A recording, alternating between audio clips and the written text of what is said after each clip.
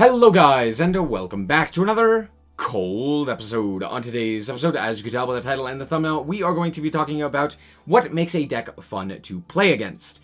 Now, this is obviously my opinion, but I think this is a general consensus from what I have gathered overall throughout the Yu-Gi-Oh community as to what people enjoy playing against, whether that's subconsciously or in their active mind, just something that they actually enjoy playing against and what makes it fun.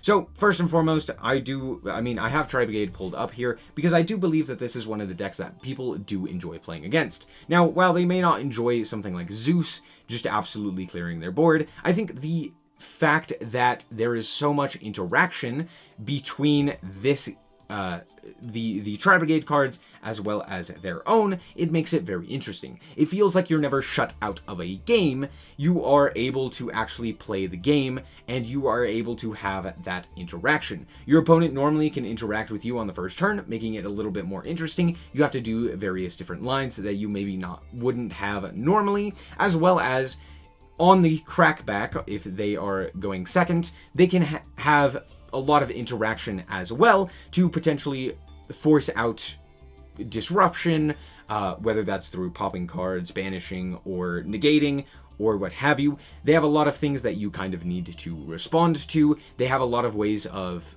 preventing you from responding to that stuff, or like baiting things out, which makes it really interesting. And that's the first point of 3 that I have that really make a duel fun, and that is interaction. Just being able to have a form of just play, right? Being able to play the game. I think that's a big thing, right? The second thing is not being a shutout. Basically having that back and forth. Now this kind of ties into that first point with interaction, but more specifically, this is in the nature of being able to have not just, I set up a board, you try to play through it, you either do or you don't, end of the game. But something where it's like, okay, I have set up resources, you have set up resources, we're going to see back and forth if we can, actually crack each other's boards. Now, I'm going to show you some replays here where this is exactly what happens, but against decks that you wouldn't have expected this. So we're going to start off here. Turn 4, not really the longest, but it was an interactive back and forth game. Not the most interactive, not the most back and forth, but it was a game that had stakes and was back and forth, at least the slightest. So I'm here on Sword Soul, and my opponent is actually playing Eldlich, not a deck that you would expect to have back and forth with or an interaction. But here, right off the bat, we have our first form of interaction. I get to stop my opponent's Eldlich because I don't want them to have something like a golden land that could potentially disrupt my play. So I'm going to stop them right there, hoping that that is enough. They're going to set 2 and pass. Now, this is pretty weak from the Eldlich side, but overall I'm pretty okay with this because this means that my opponent is most likely not on like a million floodgates, and I'm at least going to be able to do something. So I'm going to start off by normal summoning the Moye, and we are going to do the standard Sword Soul line. We're going to go for the Chi Xiao here, and and my opponent is going to allow this to resolve, meaning we're not playing into something like a skill drain. So I'm still kind of concerned as to what this could be. I end up drawing into the Protoss as well as searching the emergence there. So yeah, but we do have Blackout, which makes things really interesting because I have this card available and they allowed the Chi Xiao to go through. I could have searched this anyway, and this allows me to pop 2 cards, which is very good against the Eldlich style of deck. We also have Protoss, which we just happened to draw. But here I'm going to go for the emergence to search out the Vashetta so that I can send the Vashetta for our long one to potentially bounce a card back. At this point, my opponent goes for Gozen Match. This means that my long one will fizzle and the Vashetta will just be sent to grave. This is a really cool little interaction that my opponent ends up doing, just preventing me from getting a monster onto my side of the field, while also allowing them to basically force me to send a card to the graveyard. So, very well done from them there. We're going to go to the battle, and they are going to flip up Eldlich of Scarlet Sanguine to bring out their Eldlich. At this point, this is all that they have on their field, and so I just pass the turn back to them. They do have now both the Eldlichs in their graveyard, which allow them to get 2 lands onto their side of the field. This is where things get interesting, because right now, if I didn't have Blackout available to me, I would be staring down an Omni Negate as well as a Conquistador Pop, which is very difficult for a lot of decks to deal with, especially through a Gozen match. However, I did happen to have that Blackout, so we can actually just pop the Eldlich here as well as the Gozen match, and now we are off to the races, and we can actually play the game. So, while this may not have been the most interactive, this is something that's very interesting about this game in particular, was that it basically felt like I was on a time crunch. I basically had to win the game before my opponent saw more floodgates or more of their deck, which is very easy for them to do given the fact that they are playing Eldlich. A lot of their cards float, a lot of them recycle each other, as well as it just, you know, if they see a floodgate, I might not be able to play through it. Especially given the deck that I'm playing. So this was a rather interesting game overall. Let's hop into the next one. Now, this game was a lot more interesting. First of all, I actually end up going first here, and my hand's kind of not really doing anything. Now, granted, my opponent chose for me to go first, and I only drew the Vashetta. However, my opponent decides to go for Numeron Wall, while I have Called by the Grave. Happy day, Called by. So I'm going to Called by the Grave and prevent them from getting their Numeron network. Pretty nice for me here. But yeah, we just passed the turn. Now, this isn't where things really get interesting, but I end up drawing the Moye, which does make things interesting. They're going to go for the Gamma here, and I am going to actually stop that with my own Ash Blossom. This is a little interesting move that Swordsel in particular can do, because at this point you can go into the Chi-Xiao and chain block your Chi-Xiao with the Moye, allowing you to gain the advantage off of the Chi-Xiao. So I wouldn't suggest doing this normally because they can just activate the Gamma again, but it's a weird little instance that is useful for us. I draw into the Taya as well as search out the Emergence, and of course they have the Ash Blossom. At this point, I can only really go to battle and pass the turn. Now, realistically, if I was smarter here, there were other plays that I could make instead of going for the Emergence, but all in all, that's what I chose to do. So, my opponent is going to special summon out their Pankratops and pop our Grandmaster Chi-Xiao, set a card, and pass. We draw into the Protoss as well as we have the Vashetta. So my opponent is going to go for the Gamma on our Vashetta. We are going to max C them, and then we are going to end up drawing another Vashetta. We're going to go for the Taya here. They're going to go for the Imperm, and at this point I do have Protoss, which basically just ends the game. I'm now able to call Light and proceed to battle. So now the game is basically over. I have Protoss.